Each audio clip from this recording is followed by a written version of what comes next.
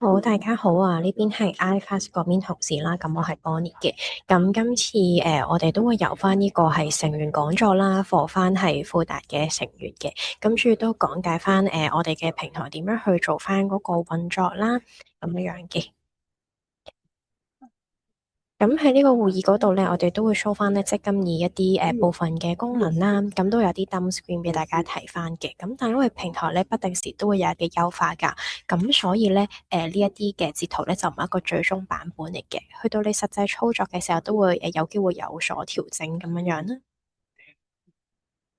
咁都簡單講一講今日嘅 agenda 先。咁首先咧，我哋都會介紹翻一啲積金易嘅 background 啦，同埋轉移到我哋平台之後要注意嘅事項。咁亦都會講翻啦喺成員平台入邊一啲功能嘅概覽啦，同埋教學嘅。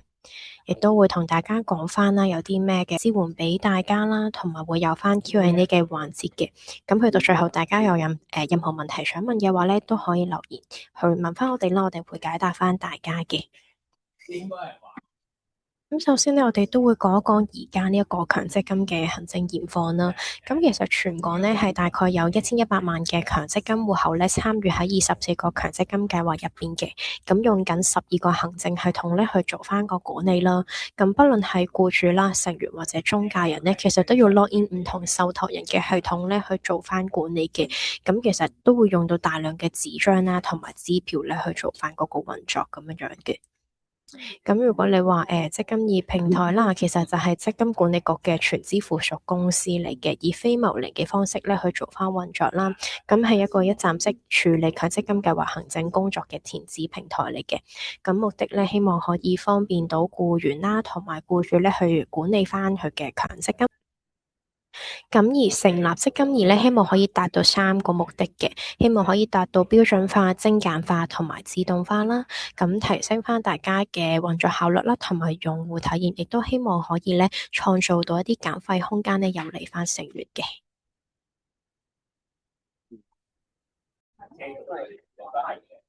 咁一後啦，其實轉移到積金易之後嘅轉變啦，就係不論係自僱人士啦，或者計劃成員咧，都可以用我哋嘅 website 或者係Apps 嗰度啦，做翻個 login，咁登入翻積金易，查閲翻自己嘅帳戶啦，同埋遞交一啲嘅行政指示嘅。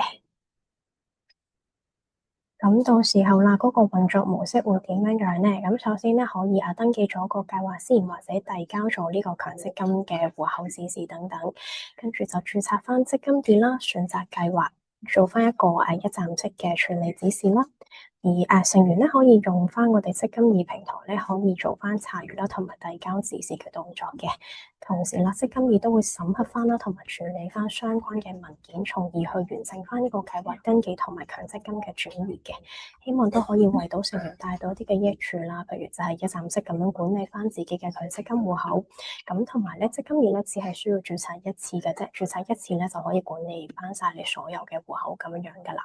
同時都希望可以減少翻呢個文書工作啦，同埋人為錯誤嘅，咁大家都可以隨時隨地咁樣咧喺網上更改一啲嘅投資指示啦，或者個人資料等等，咁放低翻呢一個強積金嘅計劃嘅行政費用咁樣樣咯。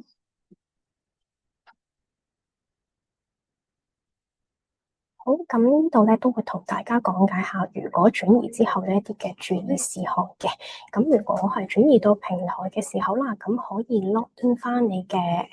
強積金嗰個界面嗰度，咁查閲翻你嘅個人資料啊、業務嘅資料或者有關入息或者係呢一個嘅投資選擇、供款記錄等等啦，可以 check 翻有冇任何嘅錯誤，咁有嘅話咧可以即時喺翻平台嗰度做翻嗰個更新嘅。咁如果 login 咗咧，個版面咧就會見到一個 download chart 啦，咁會 show 翻咧你而家 total 戶口嘅總額係有幾多啦，係一啲乜嘢嘅類別啦。咁入邊咧都可以咧係揀翻呢個嘅帳戶類同埋個個戶口唔同嘅累算權益等等，你都可以逐個戶口去睇翻嘅。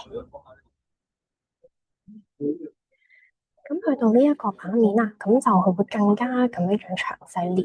list out 翻咧，咁你戶口嘅詳情啦。譬如就係而家咧嗰個總資產值係有幾多啦，講緊啲乜嘢嘅基金啦，同埋嗰個基金嘅單位同埋個價格啦，亦都有一啲未來供款嘅投資授權嘅指示可以睇翻嘅。同時啦，如果做咗功課想睇翻供款記錄咧，都可以揀翻你相應嘅計劃，然之後喺翻嗰個供款記錄嗰度去查閱翻相關嘅資料。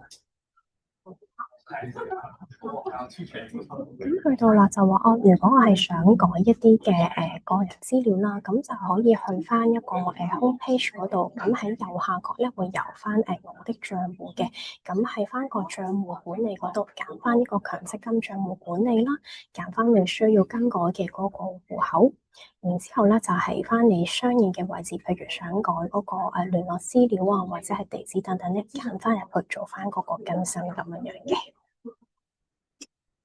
咁上到平台之後啦，當然咧都好鼓勵大家用翻我哋呢個積金易嘅網上平台啦，或者係手機應用程式嘅。但係啦，如果話真係想交一啲嘅 paper form 俾我哋嘅人咧，其實都冇問題嘅。咁完成咗相關嘅表格之後咧，咁就可以郵寄啦、電郵、傳真或者親自去翻我哋嘅服務中心嗰度做翻投遞都可以嘅。咁我哋香港、九龍、新界都會有翻我哋嘅服務中心咁樣樣啦。最後我哋都會詳細同大家講解翻嘅。好，咁接下來咧都會同大家咧講解翻有關我哋平台一啲functional 嘅簡介啦。咁其實有啲咩 function 可以係俾大家喺個平台嗰度做咧？咁就譬如係一啲帳戶嘅註冊同埋登記啦。咁其次就係管理一啲嘅供款，同埋管理翻一個強積金帳戶。此外啦，就係話如果想提取個強積金咧，其實都可以喺翻我哋積金易嗰度咧去做翻嘅。而最後啦，就話我想睇翻一啲嘅報表啊 statement 嘅話咧，咁其實都可以喺翻呢個積金易平台嗰度咧去做翻嗰個管理咁樣樣。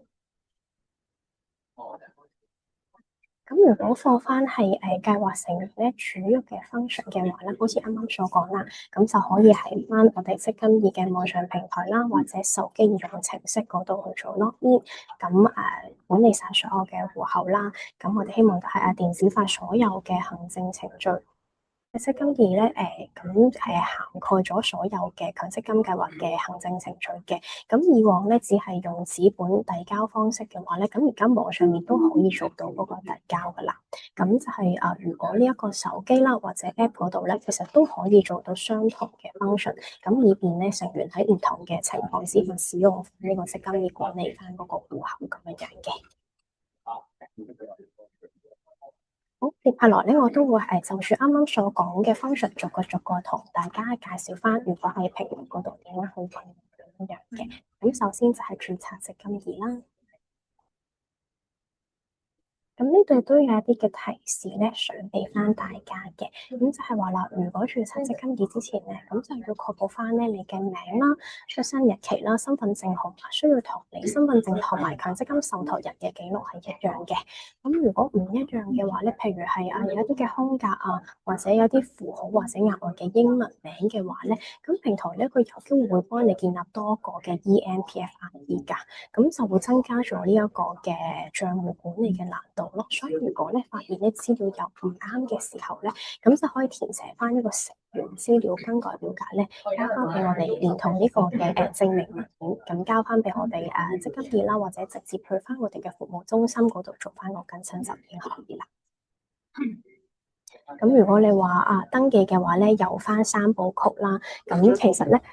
就係第一步啦，就係要做翻個身份認證，而第二步咧就填寫翻啲個人資料啦，同埋啟動翻嗰個帳戶嘅。咁如果做呢三部曲嘅話咧，首先要準備你嘅流動電話號碼啦，咁一定要安裝呢個積金易啦，同埋智方面嘅 app 咧，先做到呢個動作嘅。咁過翻首次註冊積金易嘅話啦，咁其實成員包括就係平一般人啦、臨時僱員、自僱人士或者係個人帳戶持有人士咧，都可以做到呢個動作嘅。咁到時咧就去翻呢一個我哋嘅 app 嘅界面嗰度啦，咁喺左下角撳翻註冊，然之後揀翻成員。咁咧佢會 show 翻咧你需要做嘅三部曲啦，同埋需要填寫啲乜嘢嘅資料嘅，咁可以撳翻開始註冊嘅。好，啱啱所講嘅第一步要身份驗證啦，咁就要選擇翻呢個智方便咧做翻呢個認證嘅。咁你選擇咗智方便之後咧，就會轉去到呢一個智方便嘅手機應用程式嗰度咧，完成翻呢個嘅身份認證嘅。咁當你成功授權咗智方便咧，同埋我哋平台呢邊做連接之後咧，咁亦都可以透過我哋積金易嘅流動應用程式啦，或者網上平台嗰度咧，繼續進行翻嗰個嘅註冊啦。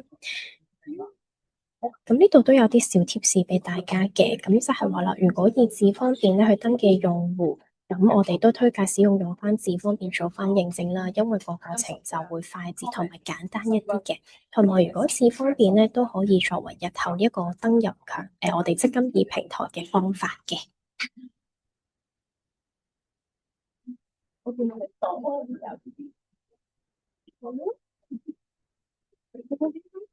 咁一旦咧完成咗呢個身份認證，咁就會去翻我哋呢個積金易嘅界面嗰度啦。咁因為咧其實智方便嗰度咧進行咗身份驗證，佢會將你一啲某部分嘅個人資料咧自動填上嘅，譬如係名咁樣樣啦。咁你只需要填翻餘下嘅資料，譬如係聯絡資料、地址或者通訊方式咁樣樣。咁到時啦，佢亦都會咧叫你填寫翻你嘅email 啦，同埋呢一個嘅 SMS 嘅。咁到時咧就要做翻個一次性驗證，佢會 send 翻個 one time password 去你嗰個email 啦或者手機嗰度做翻個驗證嘅。咁一旦填寫好所有嘅資料啦，咁成功做咗個註冊之後咧，咁佢就會去到呢一個版面，咁就叫你啟動翻嗰個賬戶嘅。咁你可以撳翻個立即啟動啦，從而設立翻你嘅 username 同埋 password 咧去做翻呢一個嘅 login。咁如果 username 咧佢個組合咧就要係8位以上啦，咁最少包含一個嘅字母，咁可以用呢一個嘅英文啦、數字、底線或者點點嘅符號嘅。咁密碼方面啦，就最少咧係要有10位以上嘅，要包含大細加英文啦、數字同埋特別符號去做翻一個嘅設立嘅。咁冇問題，其實就可以撳翻確定去做翻嘅登入噶啦。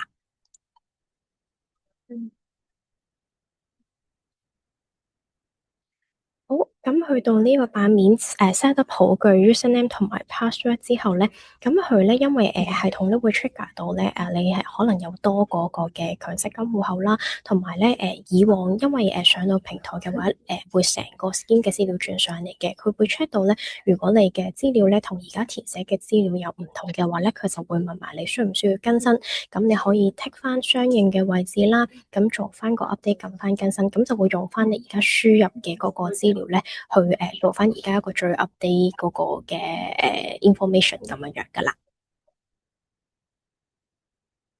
好，完成咗呢一步咧，就會見到呢一個嘅版面會有個 tick tick 啦，咁同埋咧就可以撳翻登入嘅動作去進行翻 login 嘅步驟噶啦。好，咁註冊完成之後，啱啱講到啦，就可以做翻嗰個 login。咁咧，你可以透過你嘅積金易號碼啦，或者已經設立咗嘅用戶名稱，又或者係生物認證智方便啦，去做翻登入嘅動作嘅。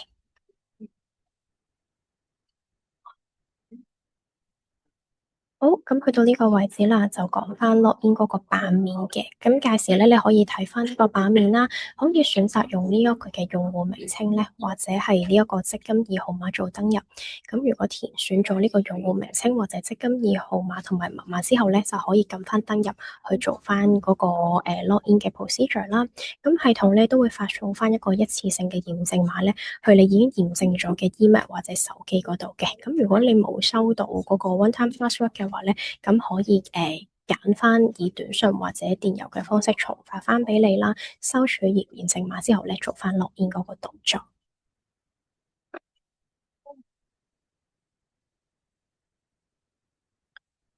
好，咁如果你話 login 咗啦，咁首次嘅話咧，咁佢會問一問你嘅信唔信任呢個裝置咁樣樣啦。咁你可以撳翻信任去set up 翻啦。咁因為咧，你之後咧可以如果而家你話唔信任嘅，之後都可以去翻呢個積金易嘅帳戶設定嗰度。咁係呢個信任信任的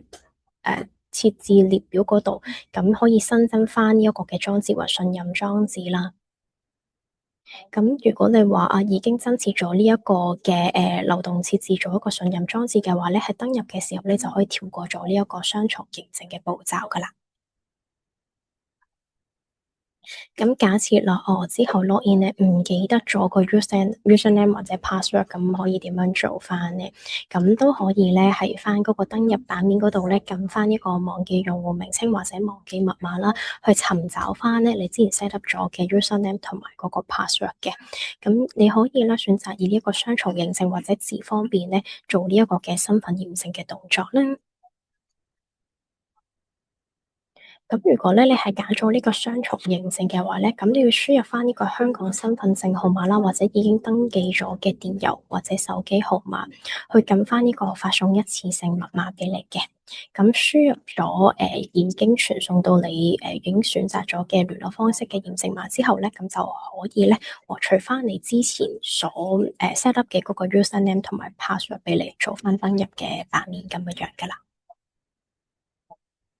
咁如果你話去到忘記密碼嘅話啦，一樣啦，輸入翻你嘅新密碼，咁組合都一樣嘅，咁就係10位以上啦，大細加英文數字，再加個特別符號，咁set 翻兩次啦，因為佢都要確定翻你個新密碼嘅，冇問題，撳翻確定，咁亦都會見到嗰個成功嘅版面啦，有個 tick tick，跟住撳翻登入去做翻 login 嘅動作。咁如果咧係使用智方便嘅話咧，咁個頁面咧就會跳翻去呢個智方便嘅流動應用程式嗰度。咁如果完成咗呢個智方便登入咧，咁就可以拎翻呢個 username 同埋嗰個 password 咁樣噶啦。咁如果你咧係首次登入咗之後啦，你可以設定翻呢個生物認證嘅登入嘅，咁可以用呢個面容識別啦，或者係指模認證作呢個生物嘅認證啦。咁成功設定咗之後咧，都會導向翻已經啟用咗嘅生物認證做翻登入咁樣嘅。咁如果你話我跳過咗呢一個嘅生物認證設定咧，咁到時你登入咗之後都可以撳翻係我的賬戶啦，然之後選擇呢一個嘅積金易賬戶設定，咁撳翻呢個生物認證登入，咁佢會根據翻呢個應用程式上面嘅指示完成翻以下嘅步驟咁樣樣嘅。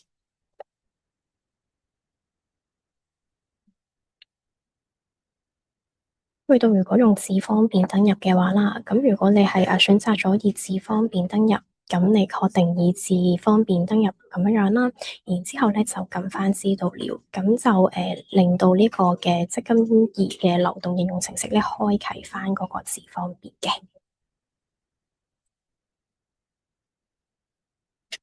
咁當個頁面咧跳到去智方便之後啦，咁可以撳翻繼續，然之後再撳翻確定。咁如果咧成員咧喺平台嗰度咧想更改翻個個人資料嘅話咧，咁我哋都可以介紹翻要點樣去做翻啦。咁首先咧喺翻嗰個首頁嗰度，咁喺最底嗰度啦，我的賬戶，然之後揀翻呢個賬戶管理，最後啦就係揀翻呢一個嘅積金易賬戶管理啦。咁去到呢個版面咧就會 show 翻晒咧你成個而家 profile 嗰度嘅 information 啦。咁你撳翻個更新嘅。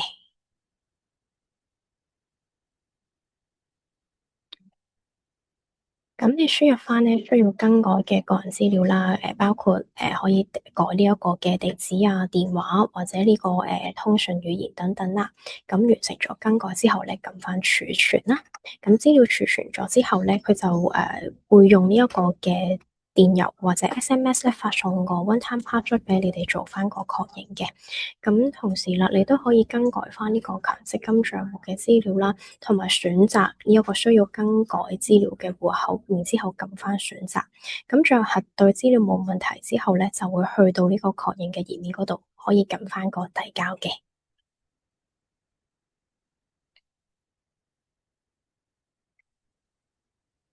咁去到第四呢一 part 啦，咁如果你話係翻成員層面嘅話咧，其實除咗交呢個 paper form 做 enrollment 之外咧，其實而家咧平台都有呢個 e-enrollment 嘅方式，俾翻成員做翻呢一個嘅動作嘅，咁都簡單介紹一下。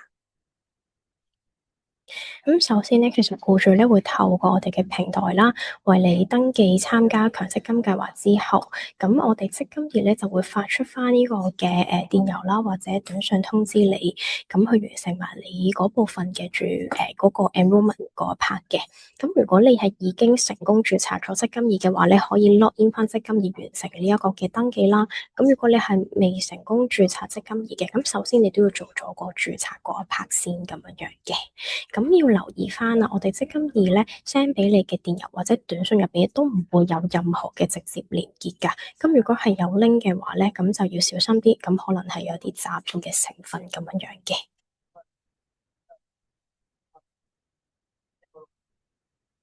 咁如果你登入咗積金易之後啦，咁你可以入翻去呢個待辦事項嘅頁面嗰度，然之後咧就揀翻呢個成員登記參加計劃嘅事項啦。咁成員咧就可以選擇翻呢個登記參加嘅計劃，然之後撳翻下一步嘅。咁如果咧僱主咧係提供多一個嘅強積金計劃啦，成員咧都可以喺入邊選擇翻登記參加嘅計劃咁樣樣嘅。好，咁第二步咧就係做翻個身份認證噶啦，咁一樣啦，都係用翻智方便呢個方式咧去做翻驗證啦，同你之前咧嗰個註冊積金易嘅流程係一樣嘅。而第三步啦，咁就係輸入翻一啲嘅個人資料啦，咁去設定翻一啲嘅通訊方式等等。咁因為咧，如果你話頁面入邊咧已經係有你喺積金易平台上面一啲嘅計劃成員資料啦，咁成員核實咗之後，咁只需要填翻餘下嘅部分，就好似啱啱所講，例如係一啲嘅聯絡資料啊、地址啊、通訊方式等等嘅資料咧，就可以完成呢一 part 噶啦。好，咁第三步嘅話啦，就成員可以選擇翻啲嘅成分基金咧，進行一個未來嘅公款投資嘅分配啦。然之後就可以及翻下一步嘅。咁記住啦，成員咧係需要同時輸入翻呢個強制性供款啦，同埋自願性供款嘅部分嘅。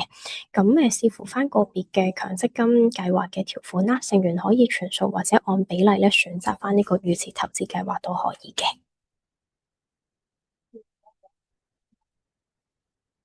好，完成咗呢個嘅基金選項之後啦，咁系統咧會叫你 fetch 一次嗰個資料嘅，咁冇問題咧就可以撳翻嗰個遞交，寄翻俾我哋平台呢邊噶啦。咁如果你話完成咗登記之後咧，平台咧都會將你所選擇嘅通訊方式啦，同你發送翻嗰個通知咁樣樣嘅，咁會移翻 SMS 或者電郵通知翻你相應嘅結果啦。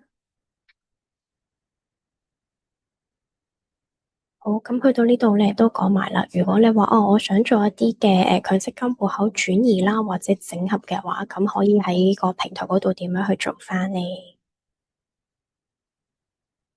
咁無論咧係轉出啦，或者係轉入呢個嘅強積金計劃，你應該咧喺相關嘅計劃嗰度咧都已經加入咗平台之後，先可以透過積金易咧去提交個指示嘅。如果咧有關嘅計劃咧係未轉到我哋平台呢邊嘅話咧，我哋都會提醒翻你咧用翻紙本嘅方式咧去提交翻呢個申請嘅。咁因為富達咧其實就喺25年嘅10月30號咧加入咗個平台噶啦，咁我哋都可以舉一啲例子啦。假設就係你而家轉出嘅嗰個計劃係未加入我哋平台嘅，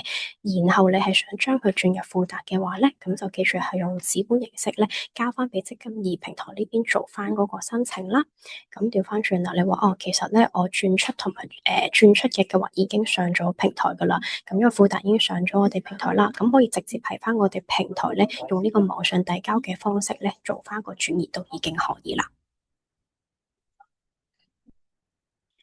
咁轉移嘅話咧，大家都知道有唔同嘅類別啦，咁包括係僱員自選安排，我哋俗稱 ECA transfer 啦，咁亦都有可以整合翻個人帳戶，亦都有呢個可扣稅自願性供款嘅轉移啦，同埋離職之後嘅轉移嘅。咁如果轉移嘅步驟嘅話咧，首先你可以選擇翻轉移嘅類別啦，選擇轉出嘅權益戶口，同埋選擇轉入嘅權益戶口嘅。咁如果係需要提取自願性供款，都可以喺翻呢一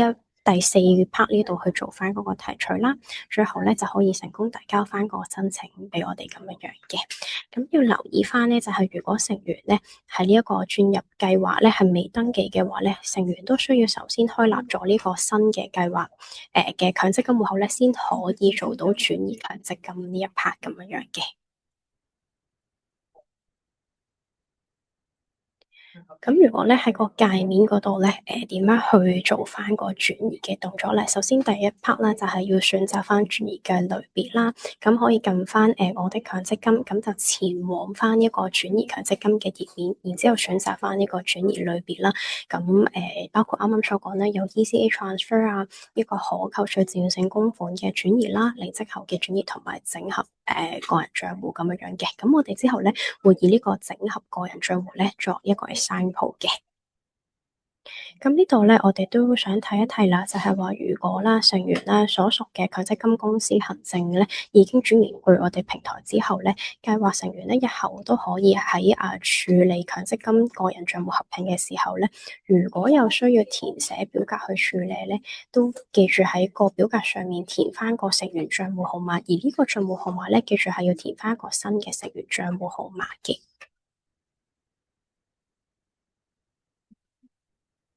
好，咁首先我哋啱啱所講就揀翻你嗰個轉移嘅類別啦，就好似係整合個人帳戶，然之後啦就要選擇翻轉出嘅權益帳戶嘅。咁呢一個位置咧，你就可以揀翻你嗰個戶口啦，然之後撳翻下一步。咁系統咧都會 list out 翻咧係合乎條件咧先可以轉出嗰個戶口嘅。咁成員咧亦都可以選擇多於一個戶口咧作出一個轉移咁樣樣啦。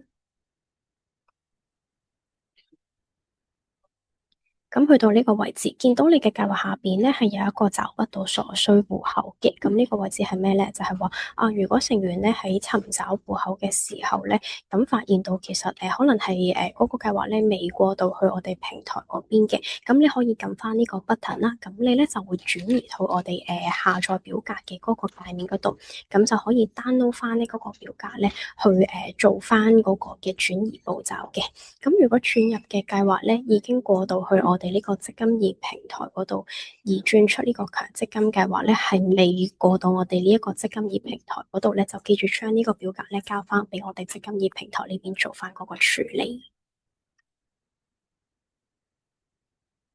咁去翻呢個界面嗰度啦，當你選擇完呢一個轉出呢一個嘅權益帳戶之後咧，就可以揀翻選擇轉入嘅權益戶口嗰度嘅，然之後撳翻下一步啦。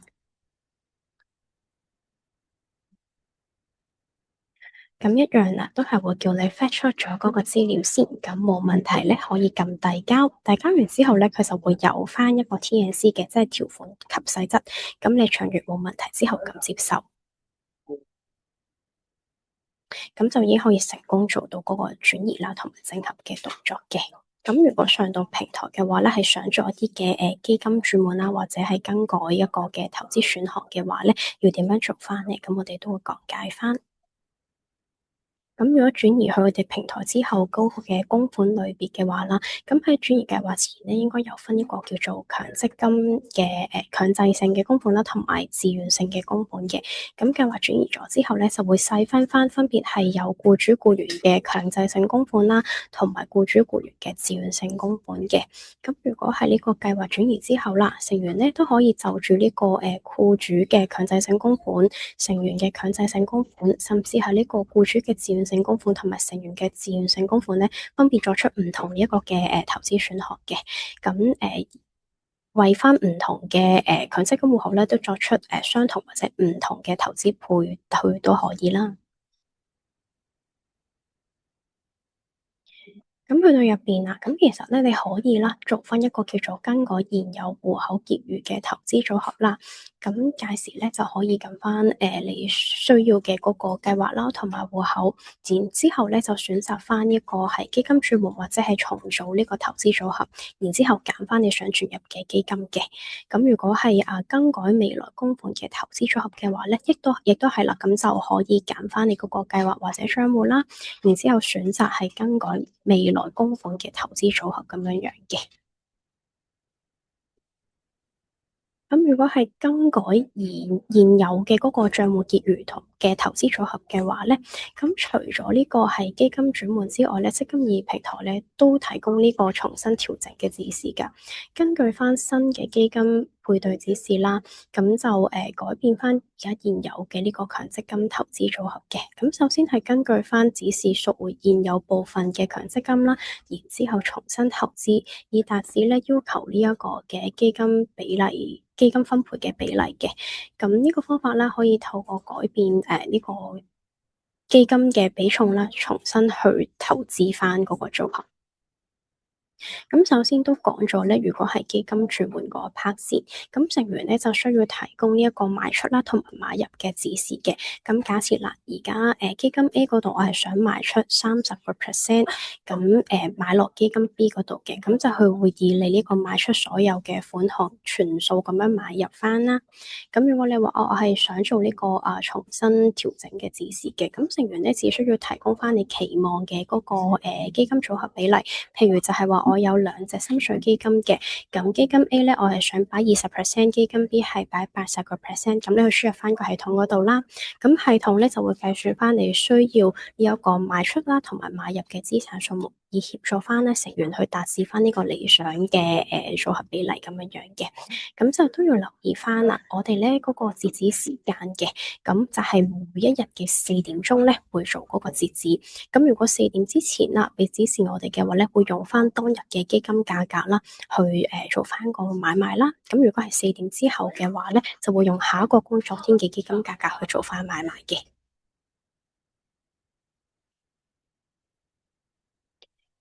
咁都俾大家望一望一個實際版面嗰個操作啦。咁首先就講翻就係更改現有呢一個戶口結餘嘅投資組合嘅。啱啱所講第一步啦，就係你揀翻你需要轉換嘅嗰個計劃啦，同埋戶口啦。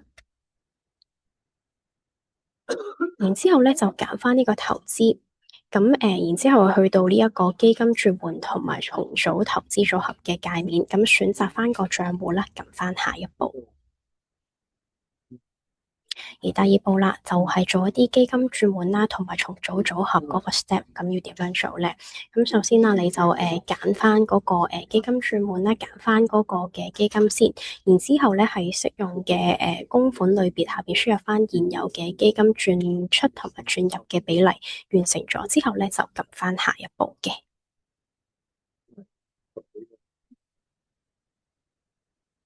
咁如果你話我係想做呢個重組投資組合，要點樣做翻呢？咁如果你係揀咗呢個重組投資組合嘅話咧，咁喺翻適用嘅供款類別下邊咧，輸入翻現有嘅基金啦嘅轉入百分比，然之後就可以完成咗之後咧，撳翻下一步去完成嘅。咁有啲小貼士俾大家嘅，入邊咧有一個重組投資組合咧，係根據你新基金咧分配嘅指示去改變翻現有嘅強積金投資組合㗎。咁首先咧係根據呢一個贖回現有嘅強積金嘅錢啦，然之後咧就重新投資以達至呢一個要求嘅分配比例咁樣樣嘅。咁而去到我哋呢個 category 最後嘅一個 step 啦，就係揀入翻你轉入嘅基金咁樣樣啦。咁你選擇咗個基金之後，咁喺適用嘅供款類別下邊咧輸入翻現有嘅基金轉入百分比，咁完成咗之後，撳翻下一步咧就可以完成嗰個 step 噶啦。唔一樣啦，完成咗之後咧，會見到呢個成功嘅版面啦，有個剔剔啦，同埋有個參考編號嘅，咁就可以證明已經成功遞交咗指示俾我哋啦。咁啱啱都有提到嗰個截止時間，咁呢度都再提一提大家啦，就係每日嘅4點鐘咧，就係有嗰個 cut off time 嘅。咁如果係當天即係4點前俾指示，我哋就會用翻當天嘅基金價格啦，去做翻買賣啦。如果係4點鐘之後俾指示，就會用翻下一個工作天嘅基金價格去做翻買賣嘅。好，咁啱啱講完一啲 switching 啦，咁我哋都講翻啊，如果係更改一個未來嘅供款投資組合要點樣做咧？咁呢個就簡單啲，有兩個 step 嘅。咁首先第一步咧，都係選擇翻你嗰個計劃同埋帳戶啦。咁你一樣喺個界面嗰度係選擇投資，然後咧就去到呢個更改未來供款嘅投資組合頁面嗰度，選擇翻帳戶，然之後撳翻下一步。咁之後咧，你就可以更改翻呢個未來供款嘅投資組合嘅。咁成員啦可以選擇翻呢一個成分基金啦，同埋更改翻呢一個未來嘅供款投資嘅分配啦。都有啲小貼士俾大家嘅。成員咧就需要輸入翻呢一個嘅強制性供款啦，同埋自願性供款嘅嗰個分配比例嘅。咁都會視乎翻個別嘅強積金計劃條款啦。成員可以全數或者係按比例咁樣咧選擇翻呢個預設投資策略。咁每一款嘅基金咧，入邊都有啲顏色嘅分別嘅，咁就顯示翻嗰個風險程度。咁你見到版面，譬如有風險級別1、風險級別3等等咁樣樣嘅。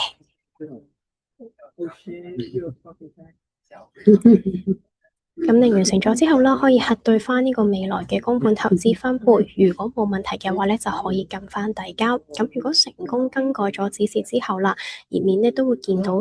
已提交嘅交易記錄嗰度咁樣去check翻嗰個資料嘅，而係一樣會見到有個剔剔嘅版面咁樣啦，有個參考編號，又係證明成功遞交咗個資料俾我哋啦。咁一樣啦，cut off time 都係4點鐘嘅，同啱啱所講個小貼士係一樣嘅。咁接下來啦，都講埋啦。如果係想做翻啲嘅提取權益嘅話咧，喺平台嗰度要點樣做翻呢？咁首先咧，提取權益咧都會有翻唔同嘅原因去做翻提取啦。例如就達到呢個65歲嘅退休年齡啦，60歲宣誓做翻呢個提早退休，永久性咁離開香港，完全喪失行為能力，患有末期疾病、小額結餘甚至係死亡嘅理由咧，其實都可以提取翻嗰個強積金嘅。咁積金易咧就接受翻成員咧以唔同嘅提取啦，咁成員咧亦都可以咧係揀翻呢個用整筆去做提取啦，提取部分嘅權益啦咁樣樣嘅，咁亦都可以設定翻常行嘅指示，譬如係按月啊、按季或者按年度去提取翻嗰個嘅強積金戶口入面嘅錢咁樣樣嘅。咁如果詳細咧都可以去翻積金局嗰個網站嗰度去查閲翻相關嗰個嘅提取嘅理由嗰個要求咁樣樣啦。咁如果去到版面嗰度啦，咁講一講啦。如果喺網上嗰度想做提取要點樣做嘅？咁我哋會分咗係5個 step 啦。咁首先你要選擇翻提取嘅原因啦，喺翻頁面嗰度喺我的強積金，然之後前往翻咧就係提取權益嘅版面，選擇你呢個申索強積金權益嘅。選擇完相關嘅申索理由之後咧，咁就可以去到下一頁。咁就選擇翻呢個需要提取嘅帳戶啦，亦都可以同時選擇多個帳戶咧做翻嗰個提取嘅動作嘅。咁冇問題可以撳翻下一步。咁去到呢個位置，你就要輸入翻提取嘅詳情啦。咁呢一度咧都可以選擇翻啱啱所講以唔同嘅方式提取，譬如係一筆過咁樣去提取翻個強積金啦，或者係每月每季去以既定嘅金額去做翻提取都可以嘅，你可以做翻嗰個選擇嘅。而第4步咧就要上載翻呢個嘅證明文件俾我哋啦。咁因為根據唔同嘅申索原因咧，成員咧就可以上載翻相關嘅證明文件俾我哋嘅。例如就係話，如果係以完全喪失行為能力做提取嘅話咧，咁你就需要有呢一個證明啦，就係你永久唔適合執行緊呢一個完全喪失行為能力前所從事嘅工作類別啦，同埋要提供由註冊醫生或者中醫發出嘅醫學證明書，咁咧就可以申請翻提早去提取翻個累算權益嘅。好，當你上載完呢一個嘅證明文件之後啦，你可以輸入翻你呢一個收款嘅方法嘅。咁分別有兩個嘅，一個就係以銀行轉賬嘅形式去做翻收取啦，或者以支付形式去做翻嗰個收取嘅。而我哋咧有啲小貼士就係都比較建議咧，可以揀翻直接存入翻嗰個銀行戶口啦，因為處理嘅時間咧會比較方便同埋快捷，亦都可以免除咗咧寄失支票嘅風險咁樣樣咯。咁如果係選擇呢個銀行轉賬嘅話咧，咁你首先揀翻係乜嘢銀行啦，同埋都要記住啦，嗰個戶口持有人咧必須係你自己嘅，咁我哋咧就唔會接受咧支付俾第三方嘅戶口咁樣樣嘅。最後一步啦，一樣啦，你 fetch 翻啲資料啦，咁冇問題，撳翻遞交，咁其實就一樣會見到個成功版面有個 tick，有個參考編號，已經證明成功遞交咗嗰個資料俾我哋咁樣樣噶啦。好，咁去到呢一 part 啦，都想講下啦。如果我想 check 翻啲強積金報表喺個平台嗰度去讓佢揾翻出嚟咧。咁一樣去翻首頁呢個界面嗰度，咁喺我的賬戶啦，然之後撳翻就係我的信件及報表嘅位置可以查閱到嘅。好，咁入到去之後咧，你可以喺呢個界面嗰度咧查閱翻你所有嘅報表啦，亦都可以下載相關嘅報表咧去你嘅裝置入邊啦。咁你可以透過呢個計劃名啦、報表嘅類別或者日期等等咧作為篩選嘅，咁去尋找翻相關嘅報表嘅。咁有啲小貼士俾大家就係話受託人咧過渡咗我哋積金易平台之後啦，你就可以係查閱翻上線之後有關嗰個報表嘅。如果係想查閱翻過往有關嘅報表嘅話咧，就要麻煩你哋聯絡翻你哋相關嘅受託人咧去做翻提取噶啦。咁去到呢一度啦，都講一講如果上咗線真係有啲咩唔明或者想了解多啲嘅話咧，有啲咩 back up 俾大家啦。咁其實我哋咧網上平台啦，或者手機應用程式嗰度咧都有翻唔同嘅 user guide 咧，俾大家可以 download 翻查閱翻嘅，亦都有一啲嘅短片啦，大家可以望一望啦。我哋有 YouTube 嘅短片，亦都有一啲 FAQ 嘅常見問題，咁希望喺嗰度都可以幫助到大家。咁當然啦，如果真係想一個真人嘅對答嘅話咧，咁可以直接去翻我哋嘅service centre 嗰度啦，或者聯絡我哋嘅積金易嘅客戶服務熱線，我哋亦都有啲嘅在線支援咁樣樣嘅。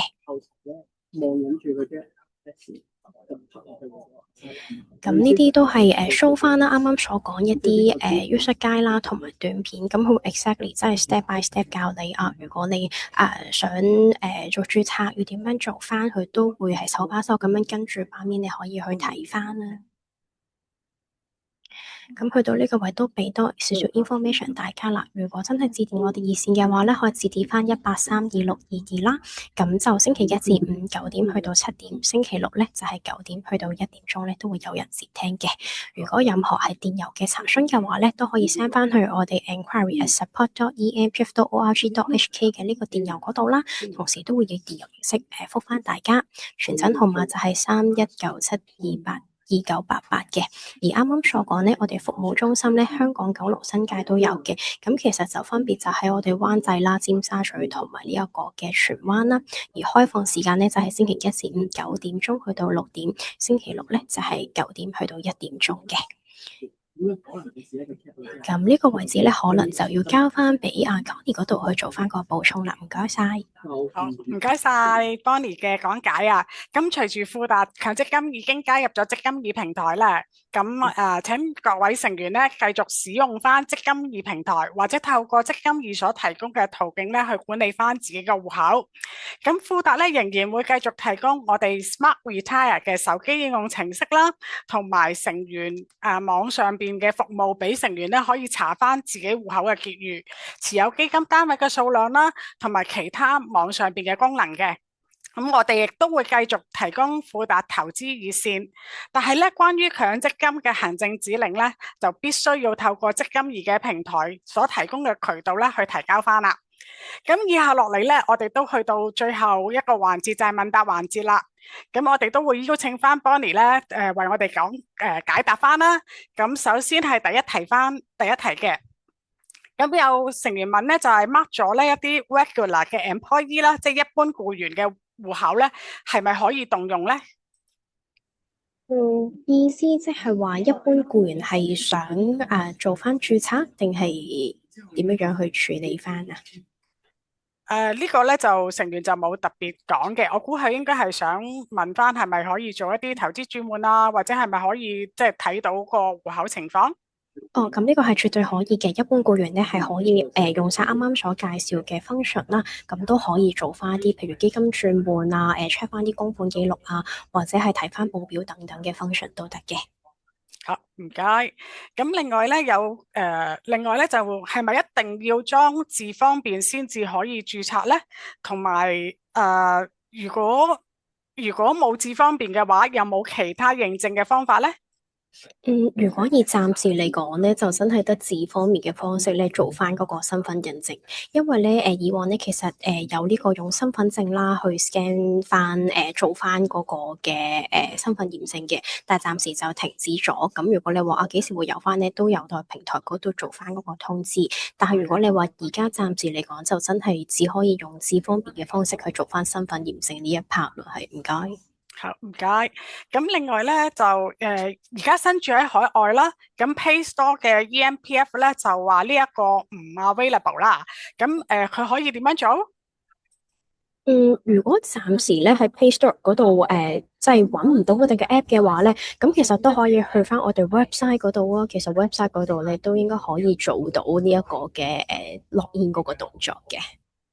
嚇，咁如果真係唔可以register，唔可以註冊到 EMPF 啦，咁繼續用紙本咧，係咪都可以？哦，絕對可以嘅。咁當然啦，好似啱啱所講，而家有呢個積金易平台，希望可以一站式咁樣管理翻大家個戶口。當然係推介大家用呢、個我哋嘅平台嗰度去做翻個操作啦。但係你話可能都需要一啲嘅實習，即係熟習期啦，grace period 咁樣樣嘅。咁其實都可以喺翻網站嗰度 download 翻相應嘅表格，填寫完之後啦，郵寄、電郵或者傳真翻，當然可以直接去翻我哋服務中心嗰度咧去做翻查詢或者遞交，其實都可以冇問題嘅。offline 嘅形式我哋依然係會接受嘅。咁另外海外嘅 App Store 咧就唔能夠 download 智方便同埋 EMPF 嘅 app 嘅，咁可以點樣做？如果係呢個嘅話咧，就真係暫時咧用唔到呢個嘅平台住啦，可能真係要翻咗嚟香港先可以去做翻嗰個認證啦。如果連字方面嗰度都真係揾唔到嘅話，係啊。好，唔該，Bonnie。咁如果驗證碼咧係想由電話號碼改為電郵收取嘅話，可以點樣做？咁其實咧，好似啱啱所講到，嗰個個人資料嘅位置嗰度啦，咁可以揀翻嗰個通訊方式嗰度，咁你揀翻一個編號嘅，咁譬如你可以轉翻 SMS 啦，或者 email 形式去收取翻都得嘅。好，請問咩情況底下咧先選做個人賬戶持有人呢？如果一般咧，持有呢一個個人帳戶嘅話咧，就有個情況嘅，就係話如果你喺一間公司嗰度啦，咁其實就係一個供款帳戶嚟嘅。咁你離咗職之後咧，其實有3個月嘅時間咧，俾你去選擇咧，可以轉去其他嘅強積金計劃嗰度又得啦，或者你話3個月都冇任何指示啦，咁其實就會將呢個供款帳戶咧就auto preserve 去一個個人帳戶嗰度，係繼續幫你裝住嗰啲錢咁樣樣咯。好，唔該，Bonnie。咁如果手機版唔支援，係咪唯一只能夠用電腦去查核？係啊，冇錯，都明白到咧，有啲手機型號咧係即係暫時喺 Play Store 嗰度咧未揾到我哋嗰個嘅應用程式咁樣樣嘅。咁如果呢個情況嘅話咧，就真係只可以用住我哋website 版嘅方式嗰度啦，做翻個 login 同埋啲賬戶管理咁樣樣。咁另外一位成員都係咁樣問嘅，即係喺個電話裏邊咧有唔兼容嘅情況啦，咁係咪可以照用翻佢嘅電腦去做翻個登記同埋註冊？冇錯冇錯。好，唔該，Bonnie。唔該。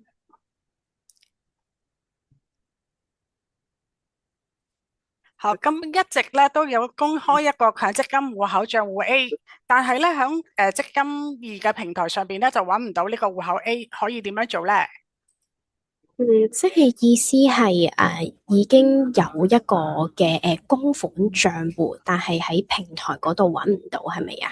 我諗係啦，因為佢收到電郵通知佢啲戶口嘅可能結餘啦，咁但係就響平台上邊就揾唔到嗰個戶口嘅。如果呢啲情況咧，建議可能都可以打去我哋 hotline 嗰邊，同時幫你 check check 嗰個資料先，或者可以電郵查詢，即係 cap 圖俾我哋啦。咁同時要幫你 check check 個資料咧，咁先可以即係根據翻呢個 case 嘅狀況回答翻呢個成員咁樣樣嘅，麻煩晒。好，唔該晒。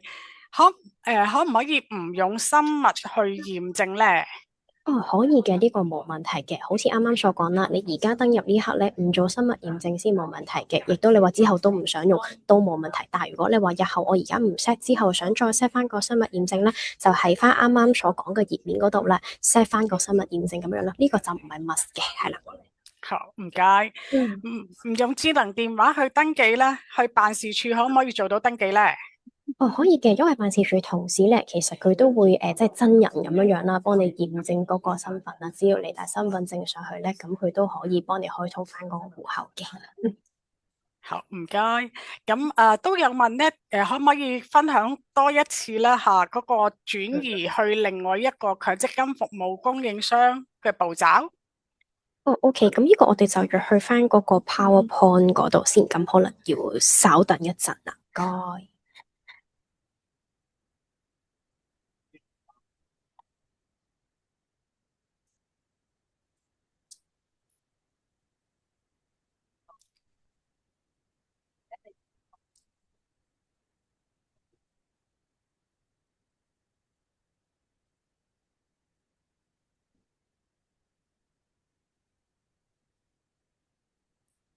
唔該晒，Bonnie，係。咁可能喺呢一 part 嗰度啦，咁可能我都再講多一次，我去翻一個好啲嘅版面先啊，等我一陣啊。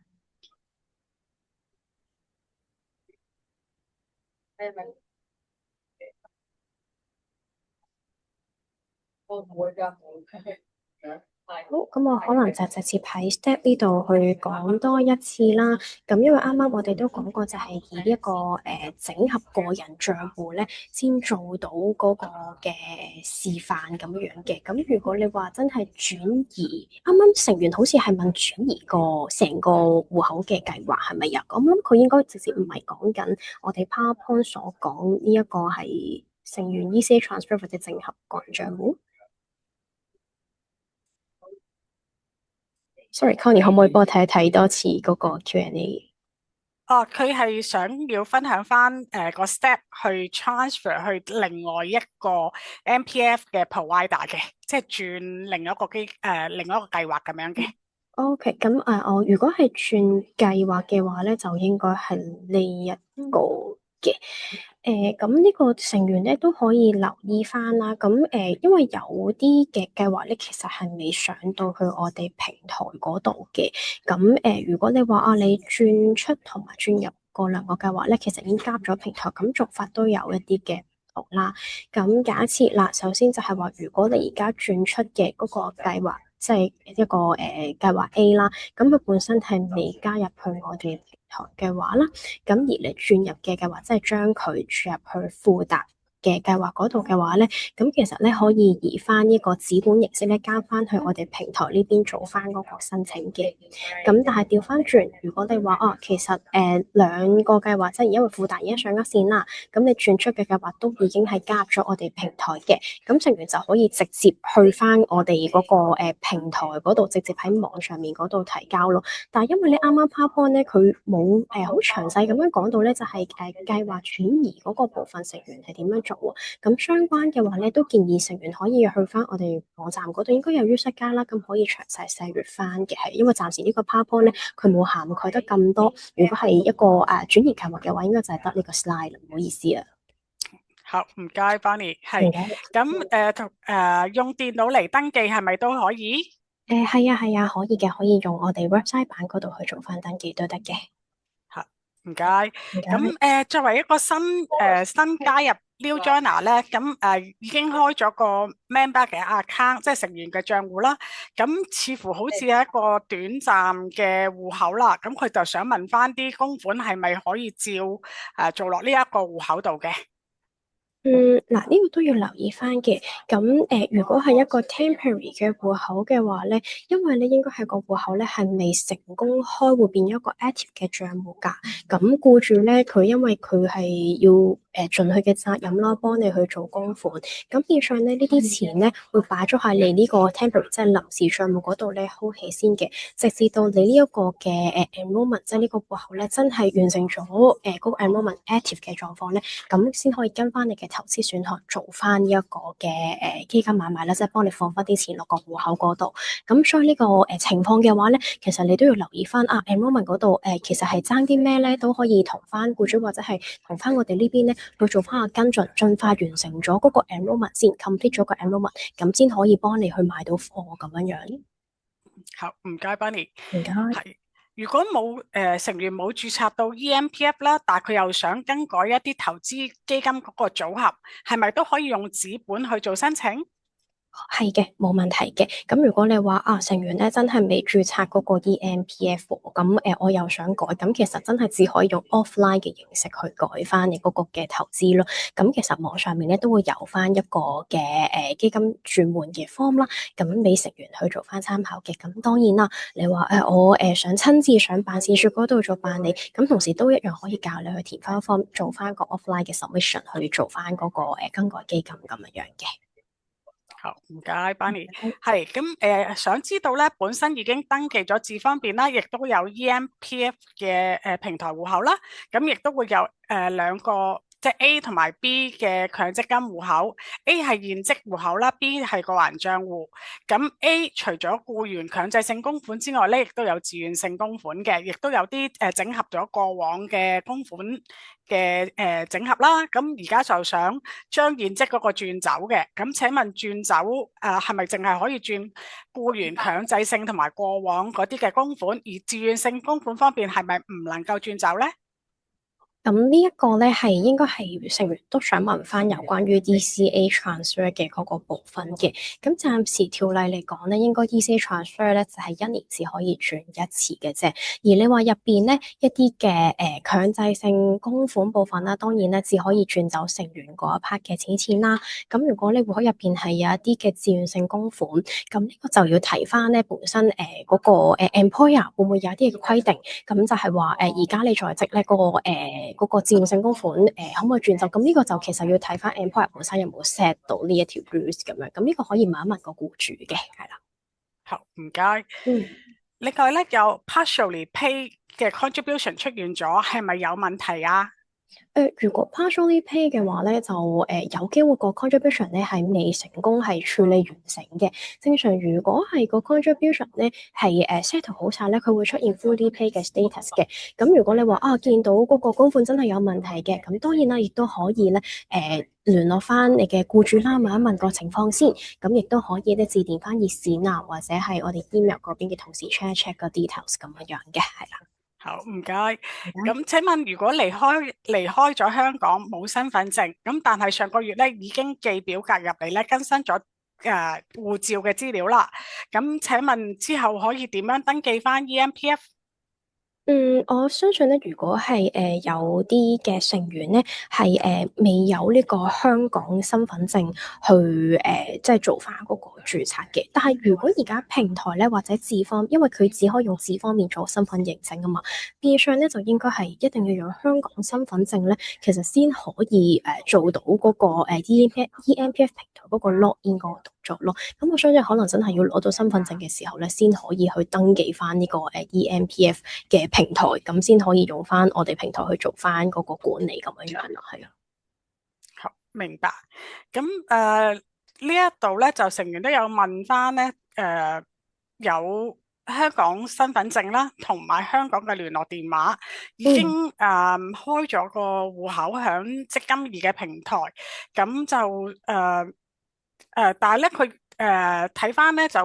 冇任何 enrollment 嘅 task 響佢哋嘅戶口裏邊咧，咁亦都有啲 error message 啦，keep 住就係 validation fail 嘅，咁請問可以點樣做？唔好意思，可唔可以重複多次？聽得唔好清楚，真係唔好意思，Connie，麻煩你。係佢係成員問咧，因為冇 pending 嘅 enrollment task 響佢哋嘅戶口度啦，咁佢哋做一個過程裏邊咧都有個 error message 咧 keep 住咧係validation fail 咁樣嘅，咁就想問嗯。翻可以點樣處理？如果係 validation fail 咧，佢應該有個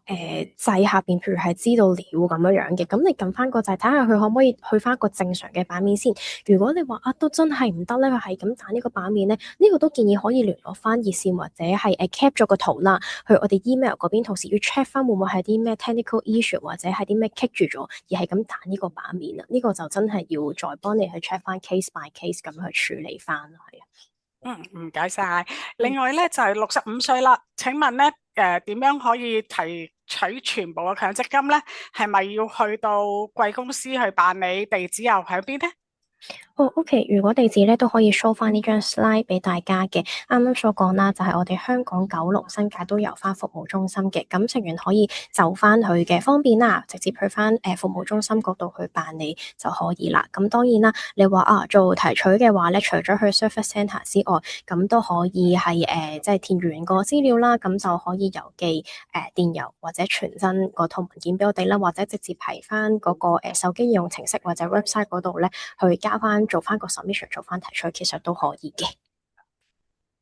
咁有成員問熱線電話號碼嘅，咁我都見到個 slide 已經 show 咗出嚟，1832622嘅，好，係唔該，Connie。好。咁另外咧就都有成員問翻咧，係舊個賬戶咧繼續運作緊嘅，而家係咪60歲就可以提款啊？如果根據翻強積金條例嚟講咧，其實法定嘅退休年齡咧會係65歲㗎。咁如果你話啊60歲想攞錢嘅話，咁睇下自己係咪真係符合到呢個提早退休嘅呢一個嘅 reason 去做翻個提取啦。因為如果你話提早退休嘅話，根據翻應該你可以去翻積金局個網嗰度去做翻嗰個了解翻個詳情嘅。一般如果你話我其實60歲我之後都唔會做嘢，我宣誓唔做嘢，我提早退休嘅話咧，其實都可以以翻呢個理由去做翻個提取動作咯。咁當然你話個提取嘅詳細，咁成員都可以去翻積金局嘅網站嗰度去詳細去了解翻咁樣樣嘅。好，咁呢個咧成員都問翻有冇 monthly 嘅 report 啦，或者 annual report。咁成員咧可以直接上翻我哋富達嘅網頁啦，3個W.fidelity.com.hk，咁可以揀翻我哋有一個 monthly investment report 嘅，係啦。咁咧係，另外咧就都想問翻可以提取部分自願性供款，需要幾耐先可以收到款項咧？呢個咧佢應該提取嘅 form 嗰度咧都會寫翻嗰個服務嗰個時間嘅。如果我冇記錯，好似係14個工作天內。不過詳細我都唔係好肯定，始終我而家份 form 唔係手，都建議同事仔咧可以睇翻嗰個提取自願性供款嗰份 form 嗰度，佢都會 list out 翻嗰個提取嘅時間喺上邊嘅，係啦。好，咁身處海外咧，係咪都必須要回港先可以處理呢一個 EMPF 咧？如果你話身處海外嘅話，意思係就咁去登入我哋 EMPF 平台咧，應該啱啱咧有個成員都有問過嘅，因為而家身處海外啦，咁喺 Play Store 嗰度其實都即係 download 唔到我哋個 app 同埋智方便咁樣樣嘅，咁變相佢做唔到身份認證個 part 啦，咁就即係享用唔到個平台服務住，咁就可能真係要翻嚟香港嘅時候咧，先可以 download 翻呢兩個 app 咧，做翻個 registration 先可以查閱到個資料啦。咁但係當然啦，如果你本身係已經做咗個註冊嘅話咧，咁我相信咧，其實你可以用翻你啱啱我教你嘅嗰個註冊登入嘅 procedure，應該都可以log in 翻個戶口睇翻自己個資料嘅。好，咁呢個都有成員咧，都係喺網站度啦，係下載唔到啦。咁頭先 Bonnie 已經補充咗啦。咁同埋咧見到有成員咧都有講話喺香港都 download 唔到嘅。咁剛才Bonnie 都有講過啦，係需要可以試用翻我哋即係電腦啦，或者係個網版咧去處理翻個登記嘅。好，唔該。好，咁咧另外咧就都有問咧，有兩個強積金戶口合併，咁係咪唔需要經過受託人去處理咧？好似啱啱所講啦，如果你話係已經上咗線，戶口咧，其實你直接透過平台嗰度，因為咧如果上到平台嘅話咧，行政指示係交俾我哋平台呢邊去做處理嘅。受託人當然都有佢哋嘅崗位啦，喺呢個平台上面，其實佢哋會幫手做一啲資產管理嘅。譬如你話啊，啲錢轉唔轉得走，即係轉走資產管理嗰方面就有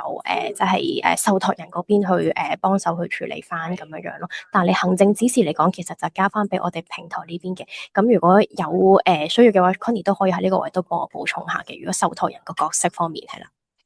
咁睇翻，如果係即係平台上邊咧，係處理翻你行政嘅指令啦，咁亦都會經翻受託人嗰邊咧確認翻冇問題嘅話咧，先至係譬如出錢啊嗰啲咧，都係會經受託人去核實嘅。係。咁另外咧，就都想問翻咧，如果轉換基金咧，係咪必須要透過積金易平台咧？係嘅，好似啱啱所講，因為行政指示咧係必須要交俾我哋平台呢邊咧，先可以幫手做到啦。如果你話啊，真係我唔記得咗交俾富達嗰邊咧，我相信咧應該就做唔到個指示噶啦，因為所有嘅行政指示已經去晒我哋平台呢邊，所以緊嘅要交啲行政指示俾我哋平台呢邊先可以處理得到咁樣樣咯。咁另外咧，可唔可以喺客戶中心度做身份證嘅認證咧？身份證應該我諗同啱啱所講嘅嗰個資料都好即係嗰個問題都好相同嘅，就係話係咪淨係得網上先可以做到嗰個 EMPF 嘅註冊咁樣樣咧？咁其實去到服務中心嗰度咧，同事仔都可以幫忙做嗰個身份驗證，教你去做翻嗰個registration 咁樣樣嘅。咁另外咧，個中心服務中心咧係咪需要預約㗎？服務中心係可以預約嘅，當然你話 walk in 上去咧都冇問題，都係撳飛仔咁可以等翻同事去即係接待翻你個個案咁樣樣咯，都有 walk in 嘅。咁另外咧，就想問翻咧，TVC 每年供款咧點樣去操作，點樣去計票嘅？如果寄票嘅話咧，其實就係一樣寄翻去俾我哋啦。咁我哋收到款項之後咧，其實就會交翻俾 Fidelity，即係你哋嘅受託人嗰度咧即係佢哋去幫你做投資啊各樣嘢咁樣嘅。但係如果你話交嘅話咧，就係交俾我哋呢邊，即係寄翻去你可以直接交去我哋嘅服務中心啦，或者你其實個 TVC 個 form 嗰度咧都會有翻個 PO box 嘅，可以即係寄翻去 PO box 嗰度都可以嘅。好，咁我諗都最後兩條啦。如果想換轉 MPF 管理公司，係咪都一定要經 EMPF 自己做咧？意思即係話都係我諗係一啲嘅轉計劃係啦，轉計劃啦。咁其實咧好似啱啱所講，如果上咗線嘅計劃嚟講咧，就全部都要交翻指示俾我哋呢邊去做翻嗰個處理噶啦，係啦。係。好，唔該。咁EMPF 有冇月結單可以睇翻每一個賬戶嘅情況？我相信嘅話咧，其實就有個供款記錄可以俾大家去睇翻嘅。如果 statement 嘅話，就應該有個annual statement 啦。咁俾大家可以 download 翻去睇翻咯。暫時應該係有 annual statement 嘅。好，唔該。咁都補充翻啦，因為我哋呢一個嘅錄影咧，稍後時間咧都會放翻喺我哋嘅官網上邊啦，同埋咧，我哋嚟緊咧都會將呢一個嘅連結咧都會有電郵發送翻俾各成員嘅。咁唔好意思，因為時間嘅關係啦，咁我哋即係都未能夠可能逐一解答到大家嘅提問啦。咁如果係關於行政方面咧，咁大家都可以好似 Bonnie 頭先講咁講啦，就可以打翻去積金易嘅熱線啦。如果關於基金或者資料嘅話咧，都可以聯絡翻我哋富達投資熱線2629嘅。咁講座已經嚟到尾聲㗎啦。咁富達咧亦都會會協助大家啦，順利使用積金易呢個平台，繼續成為僱主啦同埋成員退休策略嘅夥伴。再次多謝大家啦，今日出席今日嘅講座啦，係再見。唔該晒大家，拜拜。唔該晒，拜拜。